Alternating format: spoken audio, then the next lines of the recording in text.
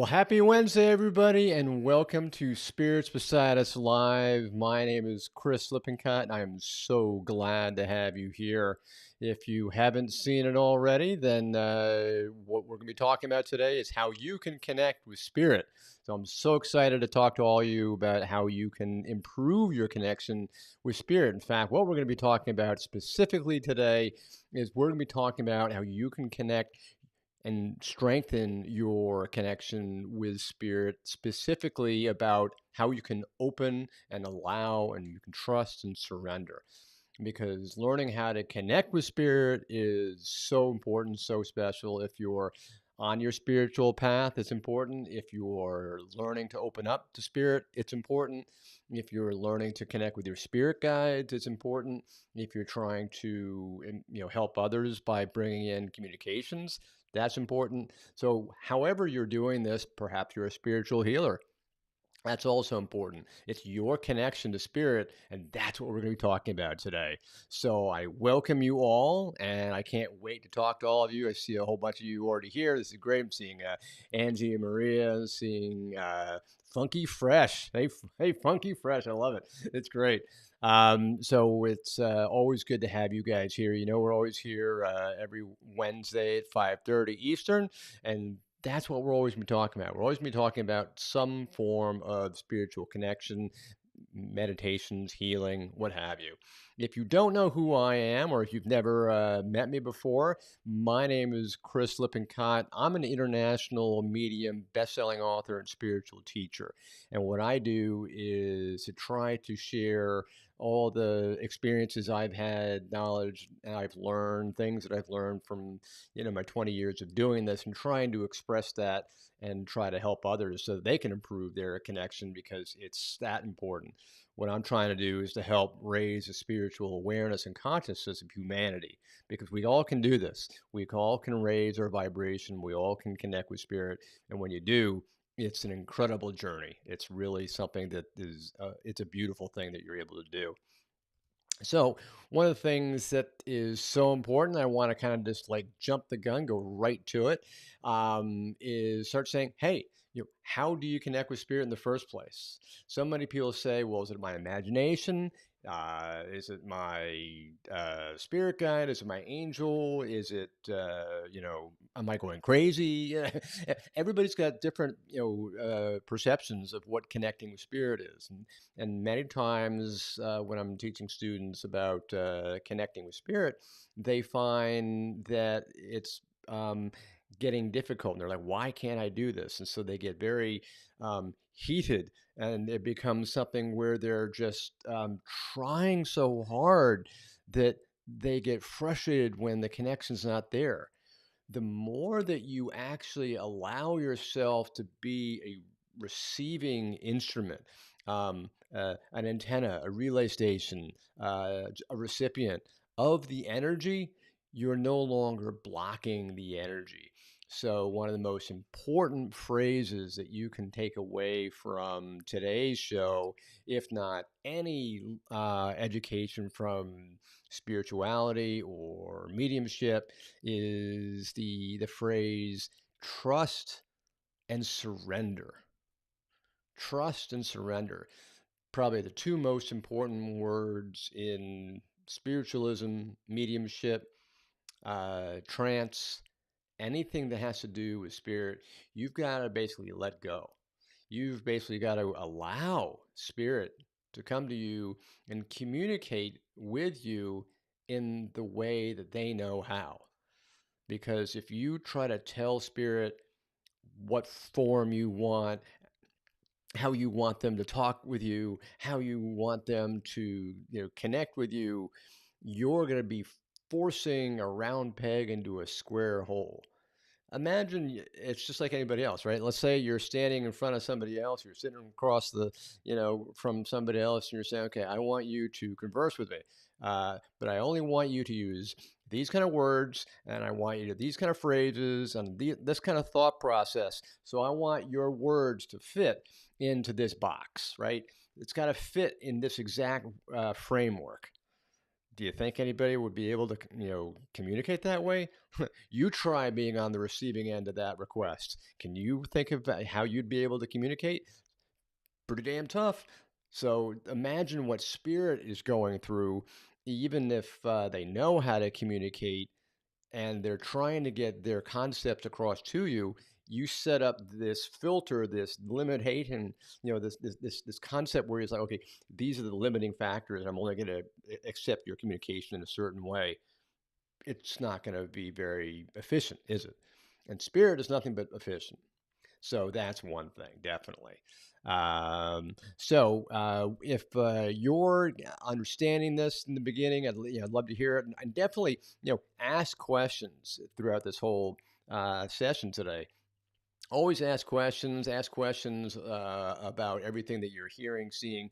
If you don't understand something, by all means, let me know. I'm seeing a lot of comments in the chat box, so that's great. So I can't wait to ask and answer all these questions that I'm seeing here. And also, definitely, in the chat box, definitely let me know where you're from.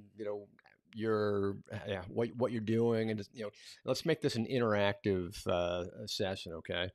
So going back to the concept of trust and surrender, sometimes mediums will go into a learning process and the teacher will give them a list of questions. They'll say, okay, basically, here's the shopping list.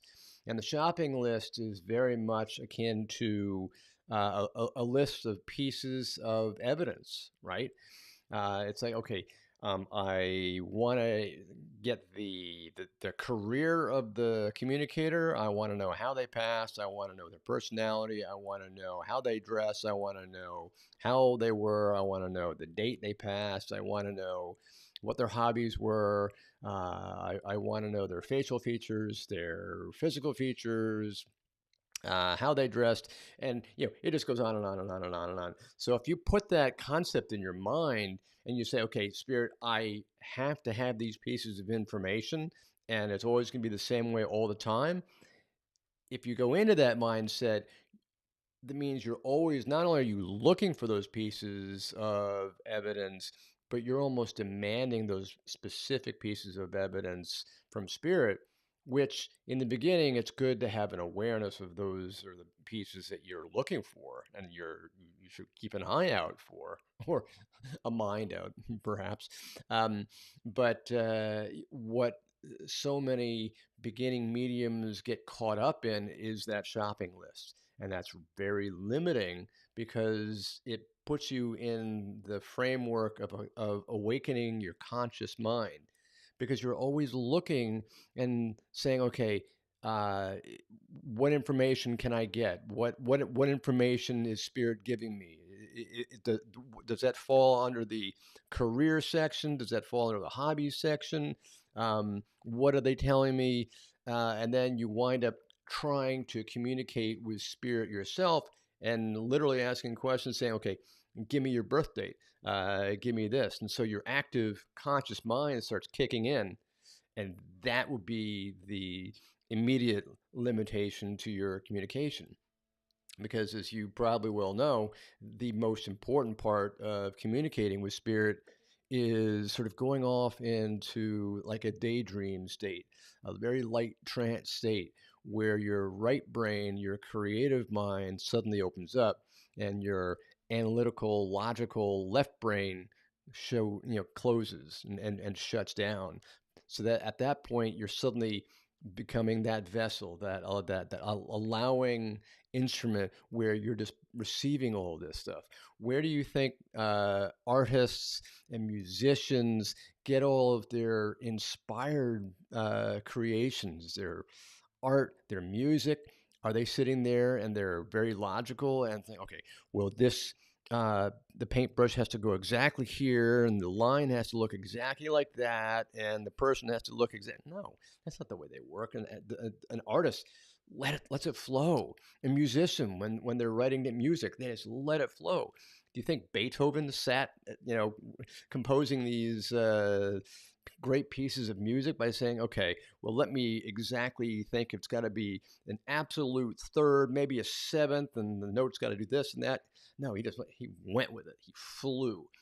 Imagine yourself when you've written your best piece of poetry or a great letter or whatever it is. Suddenly you're inspired and you are just in the flow, right? You're just going.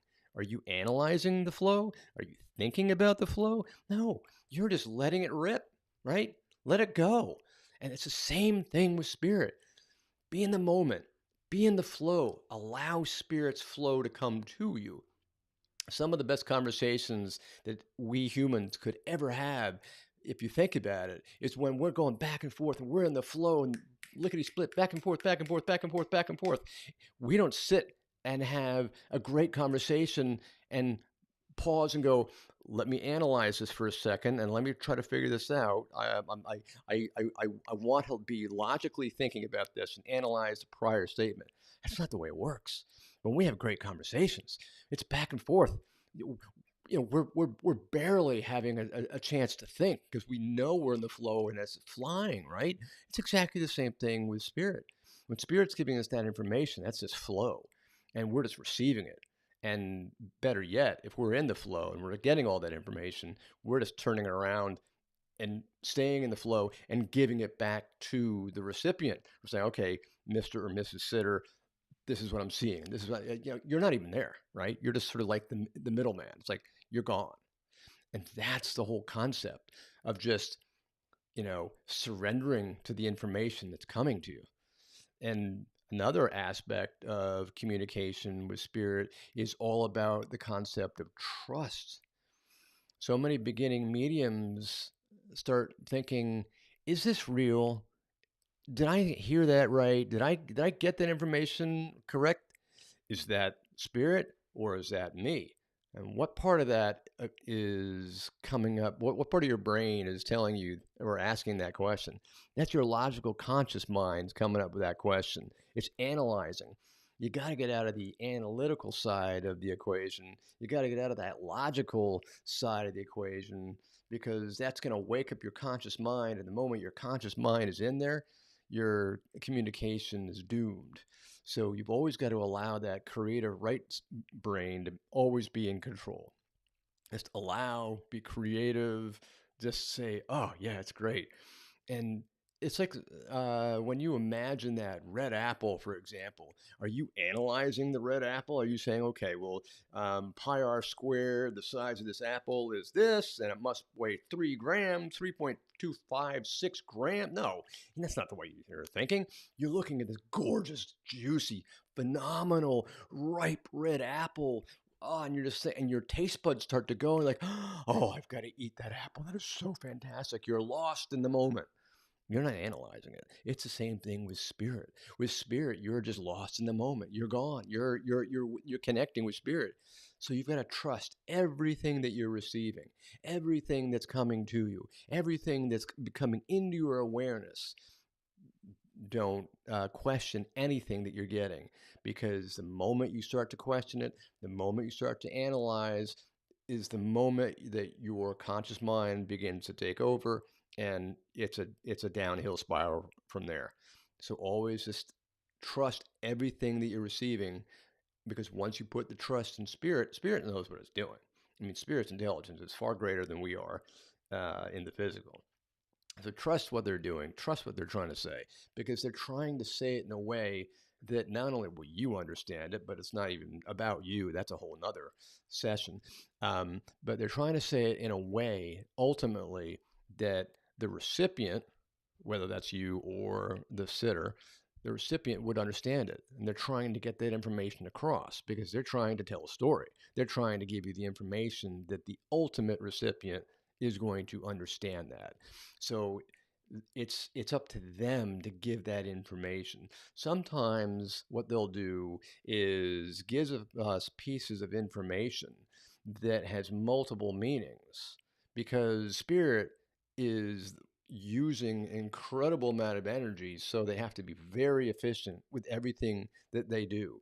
every thought, every piece of telepathic communication, everything that they give us is incredibly efficient so that they're not using up too much energy. They're not using up too much, thought transference, because it's a lot of energy. It's a lot of heavy lifting, right?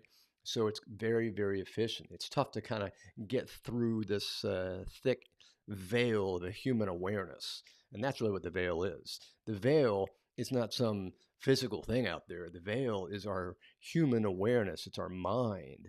That's all the veil is. If you strip away the mental aspect of the human being, the ego, the awareness, you strip that all away, suddenly you're stripping away the veil, and you're suddenly aware of all reality. You're suddenly aware of everything that spirit is. I mean, that's a whole nother different topic. But the concept is that spirit's got to get through our human awareness, our veil of understanding, to get that communication to us. And once they do, that's when the communication becomes gold. They can give us gold nuggets. They can give us pieces of information that just absolutely blow our mind. Sometimes we think it's too good to be true. And more often than not, when it's too good to be true, it is. It is true. Because our human minds are just like, what? How can that possibly be? That's just too amazing. Well, guess what? It is. But if you're asking that very question, that's the whole problem, that you're analyzing, you're being logical. And so that kind of raises the question of, are you asking questions of spirit? Are you saying, well, I don't really believe you. I don't believe what I'm getting. Don't ask questions. Don't analyze what you're getting. That's the whole idea, is just to receive. Remember, trust and surrender.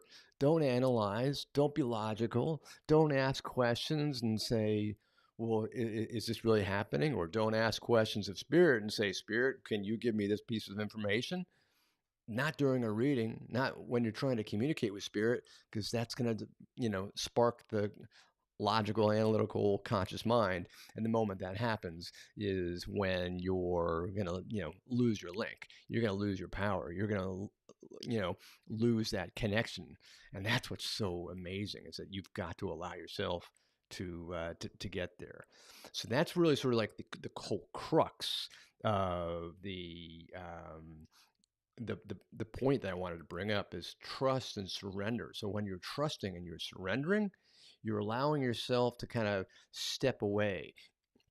You're allowing yourself to be sort of like in that light trance state, that very dream-like state, the sort of like the daydream state. You're still very conscious. You're still, aware, but you're dreamy. It's like that, fifth grader who's staring out the window. It's, in springtime, at like just before summer vacation, right? They're in class, but they're staring out the window, and are they mentally there? No, they're mentally checked out. They're mentally gone. They're mentally in, outdoors. But that fifth grader maybe mentally checked out, but their physical body's here. But they're in two different places. It's the exact same thing, and that's what I mean about daydreaming. Allow yourself to go somewhere else. Allow yourself to check out. The moment you check out is when you have this really strong connection with spirit. That's perhaps the best way I know how to give you an analogy as to how it feels. It's kind of like this foggy, dreamy, wonderful state to be in. It's very similar to when you're going to sleep or trying to go to sleep. It's called the hypnagogic state, right? It's the state between wakefulness and sleep, and you're kind of there, you're kind of not there. It's right between conscious and unconscious state, where your brain is ready to shut down. That's when you're most connected to spirit. I'm sure a lot of people here have had the experience that when they're in that hypnagogic state, they are suddenly connecting to spirit. Maybe they're hearing voices. Maybe they're connecting with other people. Maybe they're connecting with their guides. Maybe they've had incredible experiences. I know for me, when I was a young kid and I didn't know what was happening to me, spirit always came to me in a hypnagogic state. They would always come to me, and that's when they put their hands on my back. That's when they would speak to me at nighttime, and I would hear voices. Of course, other times during the daytime rather, they'd also connect with me when I was in that daydreamy state. I was out, summertime, connecting, with the animals and connecting with the trees and connecting with the elements and what have you. But I was just like, dancing around, just, la, la, la, la, la. But again, creative, daydreamy state. And that's when they'd connect. I'm in this, you know, logical, material, gotta do this kind of stuff. Forget it. There's never going to be any connection. So it's very distinct that way. So that's definitely one thing. So what you also need to do is allow yourself to focus, because when you're in that dream state, that sort of like that daydream state, focus, because you're going to start getting that information. If you're then focusing on all the information that's coming in, if you're focusing on that evidence that you're receiving, that's when you're able to really notch yourself up, because the more evidence you get, it's like one piece builds on the next. And as you start building on each piece of evidence, you start feeling it, becoming aware of it, knowing it. And that's when you start to really begin to know that you've got a strong connection. Your link just keeps on getting stronger and stronger and stronger, and more powerful. So allow yourself to focus. And I'm not talking about focus with your conscious mind.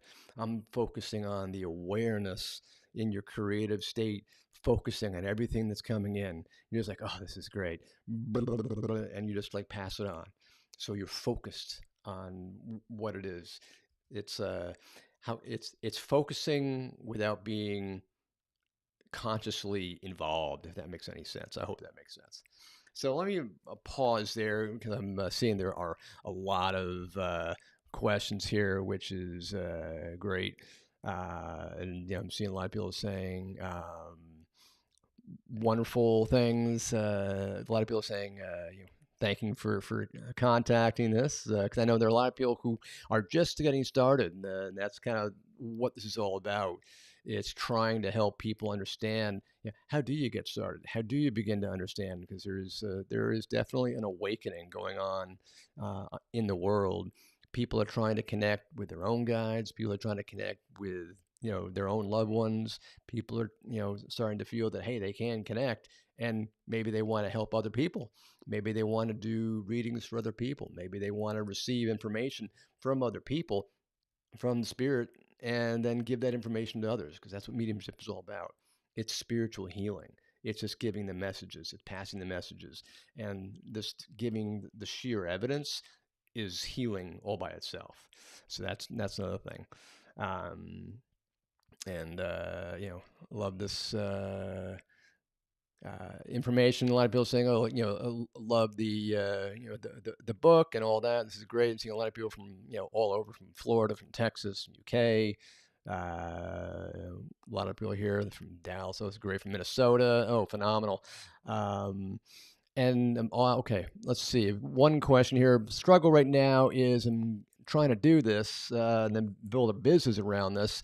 Then I need to know how this is 100% spirit and definitely not me. Great question. Okay, that's kind of what I was touching on earlier. Uh, this is where trust becomes paramount. In the beginning, you are going to be questioning it because you're human. You're not used to it. So that's perfectly normal. If you are doing this over a period of time and you start getting correct statements, let's say, for example, you get in your awareness, somebody is coming through, and you say, "Okay, I'm becoming aware of a man. This man is making me feel like his personality is very gregarious. He loves to get out and meet people. He's got a great sense of humor. He's showing me that he used to work indoors, that he did an office job. He's showing me himself older, perhaps in his 70s. He's given me pieces of evidence also that, oh, wait a second, he's giving me a coffee cup. Let me see what's on this coffee cup. He's showing me a coffee cup. It's a coffee mug. It's a white coffee mug, and it's got this. I'm becoming aware on this coffee mug of the name of Anne, Anne. And then as you start to give these pieces of information, you start asking your sitter, do you understand that information? Does that evidence make sense to you? And the sitter will tell you yes, no, or maybe yes, no, or I don't understand. If it's something really vague, they'll say, oh, I don't understand. Like, what does that mean?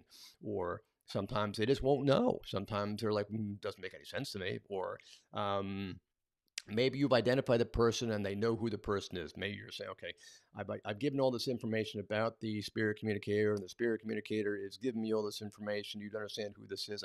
He's given me the feeling of somebody who is a father figure, very protective, very close to you. I'm feeling a very close relationship. It's not distant, so I feel like this is a father. And you start describing the person, their personality, what they like to do, where they work, their hobbies, how they passed. And you give all that personal information, and the person says, yes, I understand exactly who that is. You're right, that you're correct, that is my father. Okay, you check the box, you've identified who the person is. Then you start giving more information about who the person is to other people. What did he like to do? Was he gregarious? You keep on going through his personality. Then you start going through things that were significant to him. Maybe there are shared memories. Maybe he might show you a memory of the two of you in a special on a lake, and there's some kind of pedal boat, where sometimes they've got those boats, or they're like rowboats or something, but they're in the shape of a swan, and you pedal with your feet, and you see a whole bunch of these boats on a lake, and like he's showing me a man and a young woman. I take it it's him and you, and you're on a lake, and there's like in this boat, and it's shaped like a swan. I'm seeing a whole bunch of swan boats. Does that make any sense to you? And all of a sudden you're like, oh my gosh, yes, that was a shared memory I have of me and my dad when we were on the lake, one summer, 10 years ago. And they'll start doing this. They'll start giving you lots of shared memories, or maybe they'll give you like a book, and you're like, okay, why is he giving me a book? It's a really heavy book. It's a thick book. It's a hardcover, big hardcover book, and heavy, weighty. I feel like there's something about science here. That make any sense to you? And maybe the sitter might go, well, I don't know, that kind of, I need more. And you're just sitting waiting for more information, and you start saying, okay, textbook, volume, heavy, weighty, understanding. Is this something about science? Ooh, science. Teacher, yeah, he was a teacher.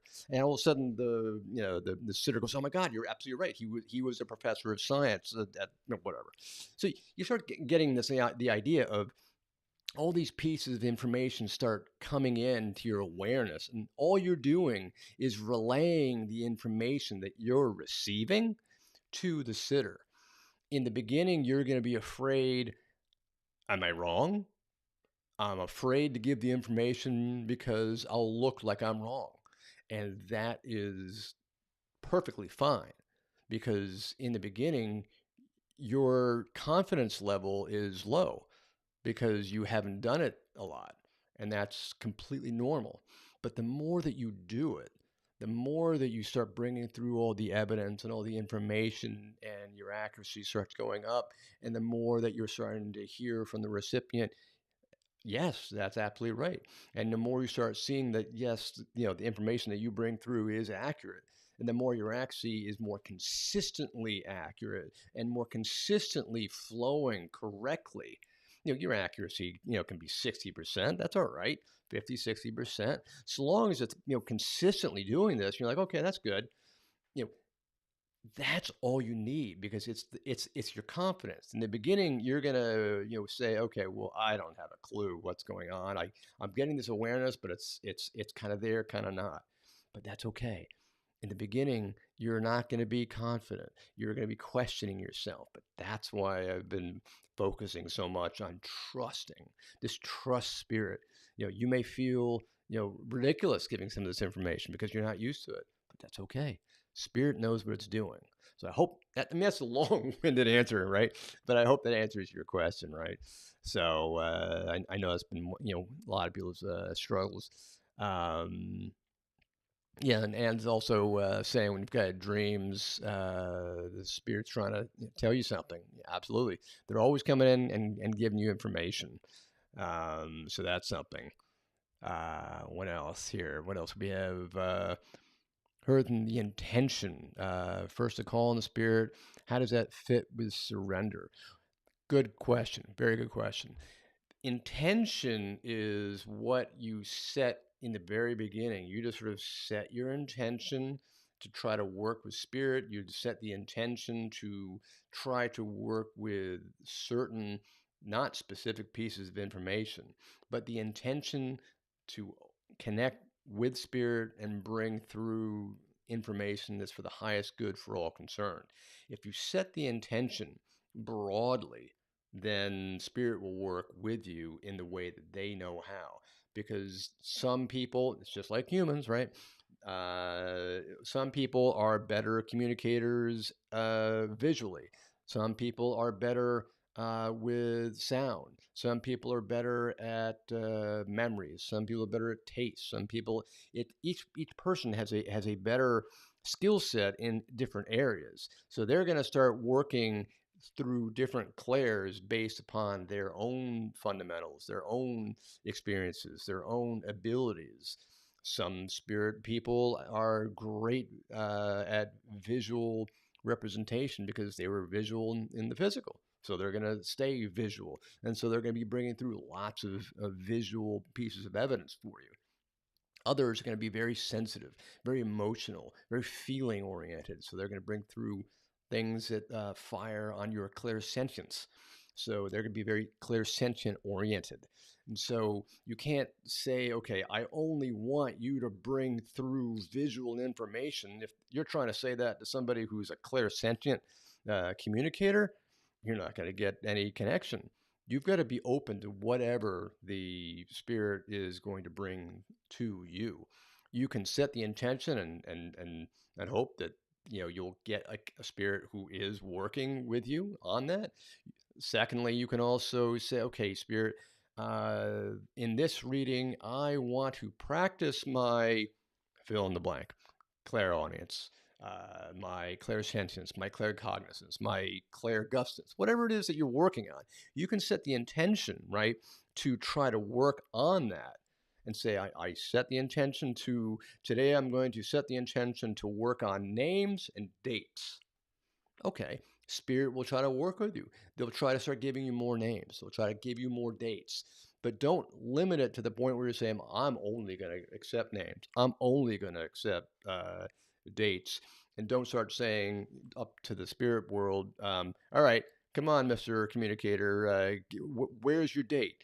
Where's your name? I gotta have it. I gotta have it. Because what's happening? That's your conscious mind again. It's your logical mind. The moment you do that, remember, it's gone. That connect because then you're losing your link. You're letting your mind become involved, and that's the last thing you want. Um, so I hope that answers your question. What else we have? We got lots of visions in mind's eye. Absolutely. So not sure if you understand everything that you see. That's okay. Don't expect that you're going to understand everything that you see. It kind of comes with, again, comes with practice, comes with time, and you'll start to understand that different visions are more symbolic for you. Don't go out and get a book that says, okay, this symbol has to mean this. That symbol has to mean the other thing. Symbols are specific to you. Because let's take, for example, a red rose. For some people, a red rose could mean love. For some people, a red rose could mean death. Because in some cultures, they use a rose at a funeral. For some people, a rose could mean pain because they got thorns on it, right? For some people, a rose only associates with a name because it's somebody who they're intimately involved with. So each person has their own meaning to these words. Therefore, it's your own personal symbology. So you can put together a book, literally your own personal book of symbols that mean things to you. And when Spirit starts to give you images of symbols that are relevant to you personally, you'll start saying, okay, yeah, whenever I see fill in the blank, whether it's a rose or a beach ball or whatever it is, you can say, okay, that has meaning to me. And whenever I see that, to me, that means, again, fill in the blank, whatever it means to you. But don't go out and buy a book of symbols because that means something to somebody else. Each person is unique. Thank God. Right? So I kind of hope that that helps. What else? Channeling in California, great. New Mexico, phenomenal. I've seen it. Do your guides help you connect with other spirits? Yes. Good question. Um, Guides definitely are there to help facilitate a connection. In some cases, what guides do is if there is a communicator who's not great at communicating, maybe they just entered the spirit world, maybe they're not well practiced at communicating spiritually or through thought transference. Sometimes what you'll get is either a guide or a highly experienced spirit personality in the spirit world to try to help them.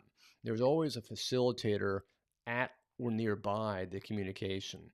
And sometimes what you'll notice is that in a communication, you'll become aware of lots of people. Sometimes those people are family in spirit. Sometimes those people that you're becoming aware of are other guides who are trying to help these other people learn how to communicate the right way, that because they know how you are. They know how you think. They know your awareness. They know everything that works with you, right? So maybe it's your guides trying to work as a facilitator between you and the spirit person. So if you want to think of it as a graph, let's say you're sitting in the chair, um, and then above you is the guide, and then above the guide is the spirit communicator. And the spirit communicator is trying to connect with you, but they're not really quite sure how to do it. So they'll work with the guide, and the guide will kind of walk them through the process. Hope that makes sense. It doesn't always happen because sometimes they don't need it, but there are times where a guide will, work with a communicator, and sometimes a guide will also work with you. So guides are there. That's kind of their job, right? They're there to guide people, hence the name. So I kind of hope that that works. Okay, yeah, and in the module 7, just communicating, guides not working. And how do I guarantee messages are from guides and not wishful thinking from my ego brain? Good question. You're in a state where you're not going to guarantee anything. In the beginning, you can't guarantee anything. In the beginning, you just have to practice. That's the whole part of practicing. That's quite often why mediumship circles are so beneficial, because that's a great place to practice. There's no judgment. There's no worry. If you flub it up, nobody cares because everybody's on the same boat, right? Everybody's in the same place. They're all practicing too. And that's the benefit of, being, whether you're in a beginner's mediumship circle or you're in an intermediate mediumship circle or you're an advanced mediumship circle. The most beneficial thing you can probably do is to keep on practicing. Practice, practice, practice. What do they say about practice? Practice makes perfect, right? You probably are not going to be getting that confidence built up unless you've done lots and lots of readings. It does take time. It does take practice, like anything else. I think there is something. What is it? You have to do something 10,000 times or something to be perfect. I mean, mediums will never be perfect, no matter how long you've been doing it. Mediums will never be perfect. Even some of the most experienced, well-known mediums who've been doing this for 50 years, readily admit that mediumship by definition is never perfect. There will always be human error, human mistakes, human misunderstandings that we are aware of something, but we don't quite get it, or maybe we're putting an interpretation into it. That's okay. But that's the whole point.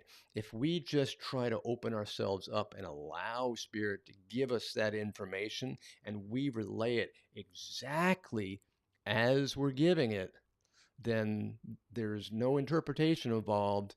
And that's the whole concept. Because if you're just allowing and you're out in that dream state, the daydream, mentality, then you're going to be receiving.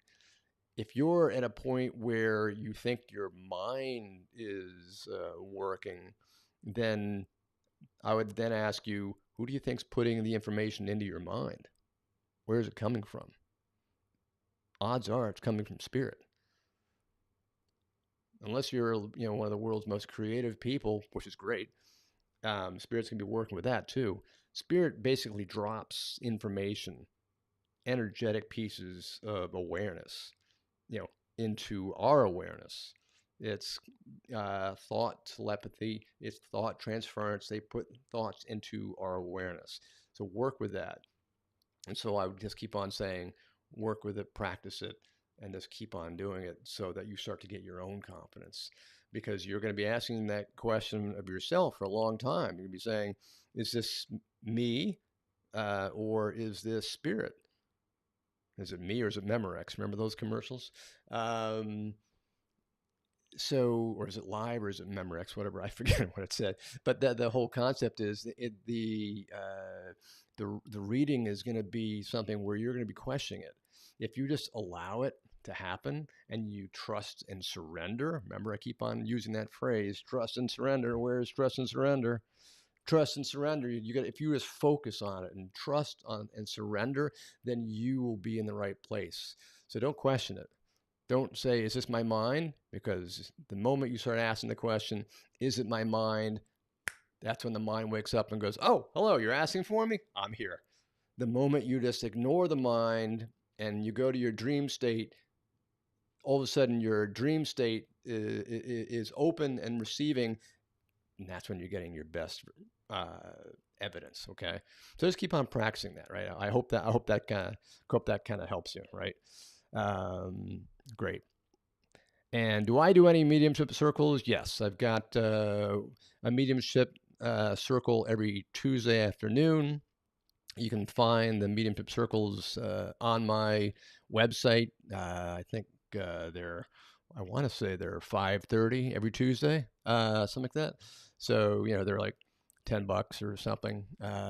So it's that circle that helps you do the practice, whether it's my circle or anybody else's circle. The first and most important thing that you've got to feel comfortable with is, do you feel comfortable working with that teacher? And is that teacher somebody who is either supporting you, or is the teacher trying to jam things down your throat and saying, okay, well, this is the way you have to do it, and this is going to be the way that you're going to do it, and oh, by the way, you'll never be better than me. The whole point of a teacher is to make the student better than the teacher. Then the teacher has done their job.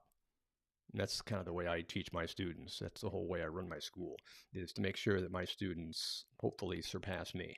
That's the goal. Because if I hadn't done that, then I haven't taught them correctly. So that's kind of, hell, that's why I'm doing this today. It's like I want to make sure people know how they can do this. So I kind of hope that's about that. Yes, and right now the circle is on Zoom. That way, anybody in the world can join the circle, and we can connect anywhere. So that kind of helps you. Yeah, Amanda's saying, allow, trust, and surrender. Absolutely. That's what it's all about. So I hope that's been great. I don't want to extend my time too much. So with that, I will say goodbye for now. But if you want to connect with me, if you have any further questions, by all means, just drop me a line. This is my email, Chris at montclairmedium.com. You can drop me a line, send me an email, and I'll definitely respond back to you, because I love getting questions from people.